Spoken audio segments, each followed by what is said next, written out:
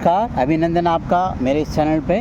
मित्रों, संसद में कुछ ऐसा दिखाई दिया जो पिछले 10-11 सालों से नहीं दिखाई दिया और उस पे मेरी नज़र गई। इस दृश्य को देख के बहुत अच्छा लगा कि कांग्रेस की नेत्री प्रियंका गांधी जी और सत्ता पक्ष के नेतागण, उसमें से खासकर मोदी जी के साथ जब चाय कॉफ़ी पे ये लोग बैठे तो बड़ा अच्छा लगा। ऐसा लगा कि पिछले 10 साल से जो पक्ष और विपक्ष में उथल पुथल तनातनी हो रही थी, उसमें कहीं न कहीं कुछ कमी आई है। मुझे ऐसा लगता है प्रियंका जी की जो खासियत है वो सामंजस्य बिठाने में, समन्वय बिठाने में और संवाद करने में काफ़ी सक्षम है। और यही तो राजनीति की और लोकतंत्र की खूबसूरती है। आपने देखा होगा पिछले 10-11 साल से जब भी संसद में कार्यवाही शुरू होती थी और हर सत्र के बाद जब समापन दिवस पे चाय कॉफ़ी की चर्चा में सब इनवाइट होते थे, तो एक बार नहीं कई बार जो हमारे नेता प्रतिपक्ष हैं वो उन्होंने उस सभा में बैठना उचित नहीं समझा। लेकिन कल मैं देख के हैरान रह गया कि प्रियंका जी ने इस सारे भ्रम को तोड़कर कि नहीं, विरोधी हैं और घोर विरोधी हैं, वो केवल राजनीतिक क्षेत्र से हैं, परंतु जब संगोष्ठी के बाद, किसी सभा के बाद, किसी आयोजन के बाद जब साथ में बैठने का मौका मिलता है तो मिल बांट के विचारों का आदान प्रदान और एक दूसरे के आंखों में डाल के बात कर सकते हैं।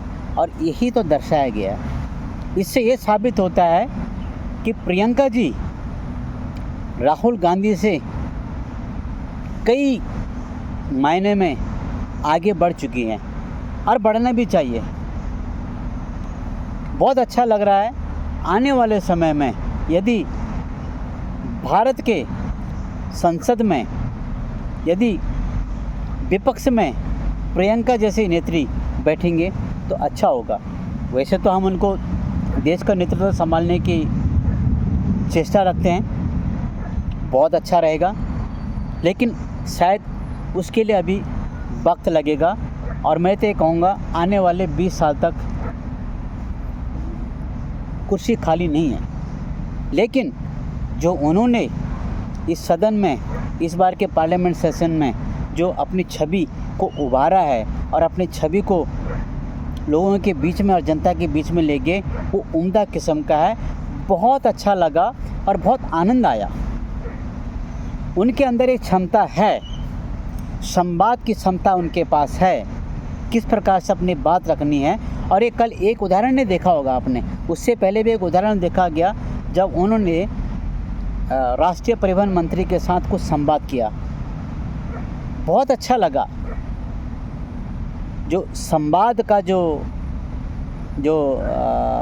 शैली थी वो गजब की थी और यही होना चाहिए। संसद में चाहे प्रतिपक्ष हो चाहे सत्ता पक्ष हो, सबका सम्मान होना चाहिए और सबको जनता ने चुना है। जनता मूर्ख नहीं है कि इसको चुना तो उसको क्यों चुना, उसको नहीं, जो चुने गए हैं वो जनता ने अपने समझदारी से चुन के भेजे हैं। लेकिन उन तमाम चुने हुए प्रतिनिधियों का भी एक दायित्व बनता है अपने देश के प्रति और संसद के प्रति, क्योंकि जनता उनको देखती है, उनके हाव भाव को पहचानते हैं, उनको बोली भाषा को अपने दिल में उतारती है। और पिछले 10-11 साल से यही चीज़ें देखने को नहीं मिल रही थी और बहुत अच्छा लग रहा है। हमें एक ऐसे प्रतिपक्ष का नेता चाहिए जो बोलने में मुखर हो, अपनी बात बड़े अच्छे अंदाज से रखें ताकि किसी को बुरा भी न लगे और उनकी बात को सुना जाए, और उस पर सत्ता पक्ष हो चाहे विपक्ष हो, उस पर काम करना शुरू कर दें। और यही तो शैली होनी चाहिए। लेकिन कुछ सालों से हमने देखा कि संसद एक अखाड़ा बन चुका था, 36 का आंकड़ा सब में हो गया था। लेकिन धन्यवाद है प्रियंका गांधी जी के लिए, उन्होंने समय पर हस्तक्षेप किया है। अब ये नहीं पता कि वो उनके एब्सेंट में वो वहाँ पर आए या उन्होंने अपने दिल की आवाज़ सुनी और आगे बढ़ने की कोशिश कर रहे हैं। ये ना मुझे पता है ना आपको पता है, केवल उन्हीं को पता होगा। लेकिन कुछ भी है, कारण चाहे कोई भी हो, दरअसल में उन्होंने बड़ा सराहनीय कार्य किया है और इसके लिए उनकी भूरी भूरी प्रशंसा करनी चाहिए। ठीक है, विरोध में कई आरोप लग रहे हैं, प्रत्यारोप लग रहे हैं और कई बातें हो रही हैं, लेकिन इन सब को पीछे छोड़ के कितना अच्छा लग रहा था। उन सब के बीच में एक नेत्री बैठी हुई हैं और बड़े सहज ढंग से बैठी हुई हैं, बड़े सौम्य स्वभाव से अपनी बात को आगे पहुंचा रही हैं और ये उनको सीखने का मौका मिल रहा है। देश के प्रधानमंत्री हों, बड़े वयोवृद्ध नेता वहाँ पे थे, उनसे कई अनुभवी सांसद थे। इन सब के साथ बैठने में ही उनको कुछ न कुछ सीखने को मिला होगा, ये मैं निश्चित रूप से कहना चाहता हूँ। और इसी शिक्षा को लेके आने वाले भविष्य में वो देश का नेतृत्व संभाल सकते हैं। खैर, वो तो संभालेंगे नहीं संभालेंगे वो जनता बताएगी। मैंने जैसे कहा ना, राजनीति में जो आज सत्ता में बैठे हुए हैं कल वो विपक्ष में बैठेंगे और जो विपक्ष में सत्ता में बैठेंगे, ये केवल जनता पे और जनता द्वारा निर्धारित होता है। लेकिन जनता ऐसे ही निर्धारित नहीं करती है, सोच समझ के निर्धारित करती है। सोच समझ के संसद में और देश के प्रधानमंत्री को चुना जाता है। कमी किसी में नहीं है, न प्रियंका जी में है न उन नेता में, लेकिन कमी है तो कहीं न कहीं संवाद और बात विमर्श करने की जो शैली है उसमें कमी है। मैं फिर कह रहा हूँ,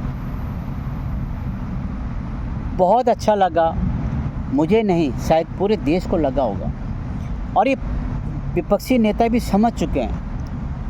अब समय आ गया है नेतृत्व बदलने का, चाहे वो राजनीतिक दल कोई भी हो सकता है प्रियंका से अच्छे, गुणवान और प्रखर वक्ता और दूरदर्शी और पार्टी में हो सकते हैं, शायद उनका भी नंबर आ सकता है इस प्रकार से दिखने का और दिखाने का। लेकिन इस समय जो सो कॉल सबसे पुरानी और बूढ़ी पार्टी है, मैं फिर कह रहा हूँ सबसे पुरानी और बूढ़ी पार्टी, उसमें अभी जान है। कई बार लोग कहते हैं ये आईसीयू में जा चुका है, इसको ये नैनो पार्टिकल बन चुका। नहीं, अब मुझे लगता नहीं है, अब ये नैनो पार्टिकल नहीं है। कल, और मैं ये तो कहूँगा जो इस सेशन में, इस जो पार्लियामेंट ये जो शीतकालीन सत्र था, इसमें जो प्रियंका जी ने एक भूमिका निभाई है, मुझे ऐसे लगता है सभी गणमान्य सदस्यों ने, सांसदों ने उनकी बात सुनी होगी और उनका सम्मान किया होगा, चाहे वो पक्ष में बैठे हों या विपक्ष में बैठे होंगे, लेकिन सब ने सम्मान किया होगा। और मैंने भी लगातार ये सब मैं देख रहा था, संसद की कार्रवाई देख रहा था, और इस बार गजब हुआ, 111% काम संसद में हुआ है, समय की बर्बादी कम हुई है और अच्छा काम हुआ है। तो केवल एक नेत्री के एंट्री होने के बाद, अरे होना भी चाहिए था पहले से, लेकिन क्या करें, कुछ लोगों को लग रहा था कि जब हम बाहर विरोधी हैं तो अंदर भी विरोधी हैं, तो चाहे चाय में जाएंगे तो विरोधी हैं, किसी सरकारी समारोह जाएंगे तो विरोधी हैं। और ये देखा आपने कितने भी समारोह हुए, उपराष्ट्रपति का, राष्ट्रपति का, CGI का, गणतंत्र दिवस, स्वतंत्रता दिवस, कहीं नहीं गए वो तो नहीं गए, उनके अध्यक्ष भी नहीं गए। काश इनकी जगह उस समय प्रियंका गांधी जी ले लेती तो आज ये सब देखने को नहीं मिलता। अब इससे बड़ी बात क्या हो सकती है?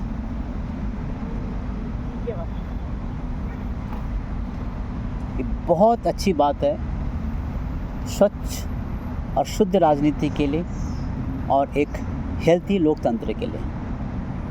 प्रियंका जी को और प्रखर होकर और मजबूती होकर संसद में बैठना चाहिए और पक्ष और विपक्ष की हर बात को आगे ले जाने की कोशिश करनी चाहिए।